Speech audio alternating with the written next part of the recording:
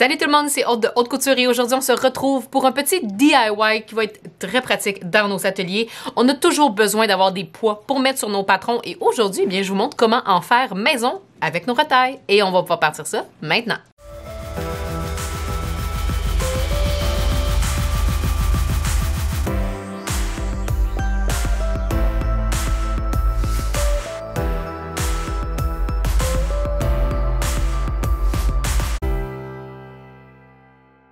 Ce qui est chouette principalement avec ce projet-là, c'est qu'on n'a vraiment pas besoin de beaucoup de choses. En ce moment, j'ai déjà terminé, un petit modèle qui, pour vrai, est ultra mignon. Et si vous remarquez un peu les couleurs que j'ai sélectionnées, c'est également les retailles que j'avais pour le cadre courte pointe. Fait que j'ai coupé mes carrés et je les ai regroupés 2 par 2. Moi, en ce moment, j'en fais 5. Vous pouvez naturellement faire le nombre que vous avez de besoin. Je commence par 5 parce que j'ai déjà d'autres types de poids qui sont plus petits. On va voir après ça qu'est-ce qui va arriver. Celui-là, je l'ai rempli avec de l'orge perlée. On pourrait mettre du riz. Honnêtement, dedans, vous pouvez mettre ce que vous voulez pourvu que ça donne le poids que vous désirez avoir. Ça pourrait être du sable, ça pourrait être du brin de scie, ça pourrait être du sable. Je vous avouerai que moi, je ne prendrais pas de sable juste pour tout le dégât que ça pourrait faire. Mais je sais qu'il y a des personnes qui travaillent beaucoup le bois, donc le brin de scie, ça peut être super intéressant. Je sais que moi, à l'école, c'était des boulons qui étaient dans des petits sacs faits très simplement. Ça pourrait être ça aussi. Mais moi, ce que j'avais envie de tester aujourd'hui, c'est ces petites billes de rembourrage. C'est la première fois que je vois ça, puis j'ai vraiment été curieuse. Il semblerait qu'elles sont bonnes pour l'environnement. Elles sont faites au Québec. Donc, je me dis, c'est quand même un produit très chouette à essayer. Mais on se le cachera pas qu'on a tout ce qu'il faut à la maison pour pouvoir faire ce projet-là aussi. Ce que j'avais envie de faire personnellement, c'est d'en faire un comme ça, rempli d'orge, et ensuite d'en faire un avec les billes de rembourrage et de comparer entre les deux pour la quantité que je suis capable de mettre dedans, lequel qui est plus lourd. Tous les carrés que j'ai faits sont 5 par 5. On a besoin de 2 carrés par petite pyramide. Et on a également besoin d'un ruban. Si on veut, ça reste que c'est optionnel, mais si vous voulez mettre un petit ruban pour les lever, pour les prendre, moi, je trouve que ça fait juste mignon. Vous pouvez aussi en mettre et ils sont coupés à une longueur de 5 pouces également. Donc, pour en faire un seul, j'ai besoin de 2 carrés de 5 par 5. 5 par 5, ça équivaut environ à 2,5 cm. Et un ruban également de 12,5 cm, donc 5 pouces. Vous allez voir, c'est vraiment rapide. La première chose que je vais faire, ça va être de presser un petit peu parce qu'ils sont un peu fripés. Donc, après avoir pressé, je vais seulement venir mettre le petit ruban dans un des coins. Je vais le placer, je vais le plier en deux pour ensuite venir le placer dans un coin. Je pourrais l'épingler comme ça tout de suite. N'importe quel type de ruban va vraiment faire l'affaire ici. Et je vais venir me mettre endroit contre endroit avec l'autre. Et encore une fois, je vais venir m'épingler tout ensemble, là. Comme ça ici, et je vais venir coudre en bas, en haut, en passant dans le coin où est-ce que je viens de mettre mon petit ruban et jusqu'en bas. Je vais laisser tout en bas ouvert. J'ai oublié de le mentionner, mais je suis venue faire mes valeurs de couture à 1/4 pouce. Une fois que j'ai fait 3 côtés, mon petit ruban, on le voit là, il est juste ici. Je vais venir couper en angle pour faciliter quand je vais me retourner. Et une fois que j'ai coupé mes petits coins, je vais pouvoir me retourner justement. Je me retourne temporairement quand même, juste parce que j'aime ça avoir des belles coutures qui sont bien pressées, comme ici. Je me retourne pour me presser, mais il va quand même falloir qu'on se remette endroit contre endroit, pardon, juste après. Avec une épingle, je peux m'aider à retourner les coins et je vais venir me presser.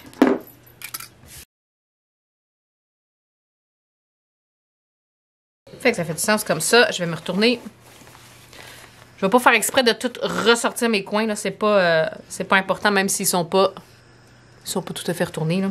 Puis après, je vais pas venir me placer comme ça pour pouvoir venir coudre. Je vais venir me placer couture sur couture. Puis, pour le bien de l'exercice et des épaisseurs, je vais envoyer une couture d'un bord et une valeur de couture de l'autre côté. Je vais venir m'épingler comme ça ici et je vais venir coudre. Pas tout le long parce que j'ai besoin d'un espace pour pouvoir me retourner, bien évidemment. Fait que je vais partir ici.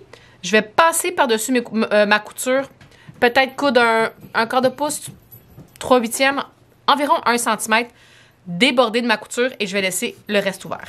Je vais une coudre comme ça ici. Et là, je vais pouvoir me retourner définitivement. On se reverra plus après.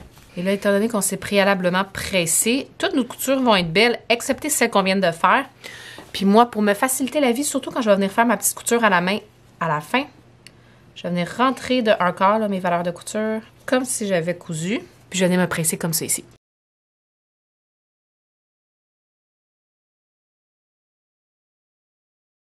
Je me suis fait un petit entonnoir de bonne fortune parce que j'en ai pas d'entonnoir dans la cuisine. Oh, bon, j'ai des restants d'orge perlée dedans. Je vais venir rentrer mon petit entonnoir et ouvrir mon sac de petites perles de rembourrage. Et là, bon, c'est quoi la meilleure façon de faire? J'ai l'impression que ça va me prendre une éternité si je fais ça comme ça. J'ai l'impression que je vais faire des gros dégâts si je fais ça comme ça. Ça, c'est-tu quand même?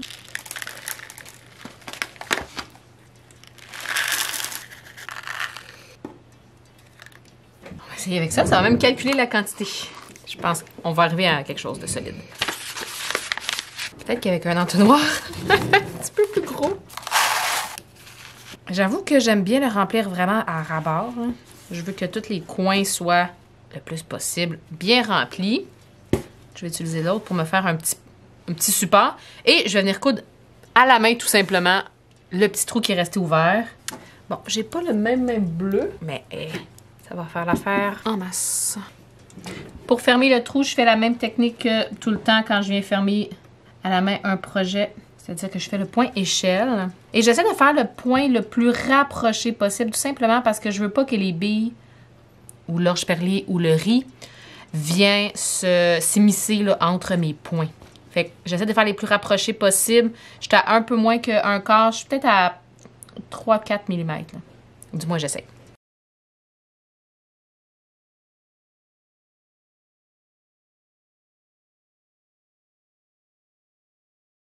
Il est fermé. C'est pas le plus beau que j'ai fait. Ça fait la job. Ça a l'air vraiment pareil. En termes de poids, là. En termes de poids, c'est vraiment semblable. L'orge perlée, peut-être que les billes sont un petit peu plus lourdes. C'est aussi simple que ça, faire les petits pois. C'est vraiment pas compliqué. Puis on peut y aller avec vraiment tout ce qu'on a sous la main. On n'est pas obligé d'acheter des perles de rembourrage pour le faire. Surtout que finalement, l'orge et les perles de rembourrage sont quasiment le même poids, du moins comparable dans les deux que je viens de mettre. En termes de quantité, là, bon, 70 ml, à peu près un quart de tasse, là. Une tasse de...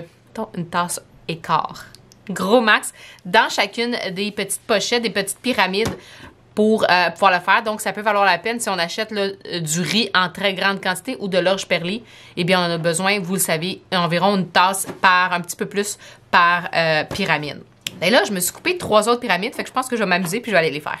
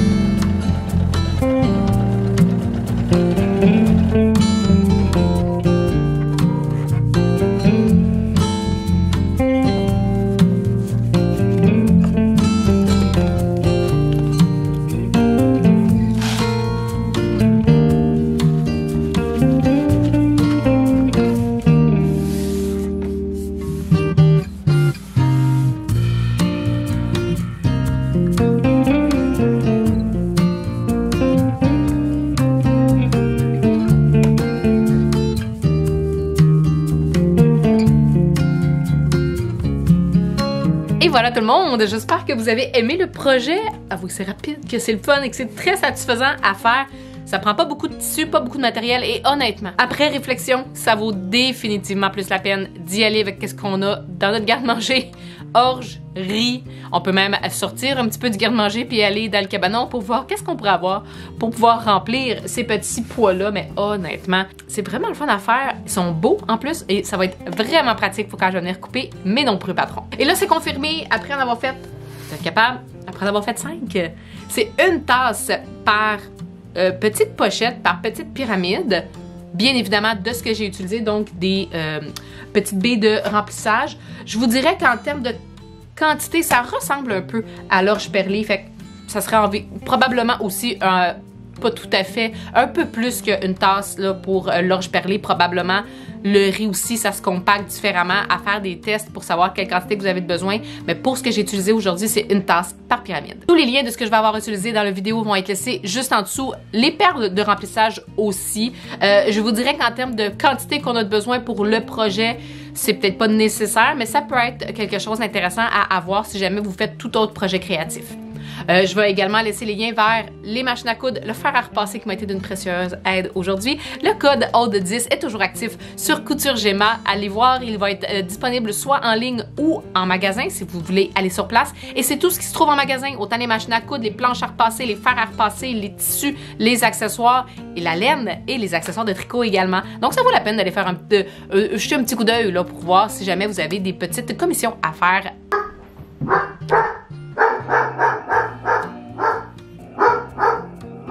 Amazon.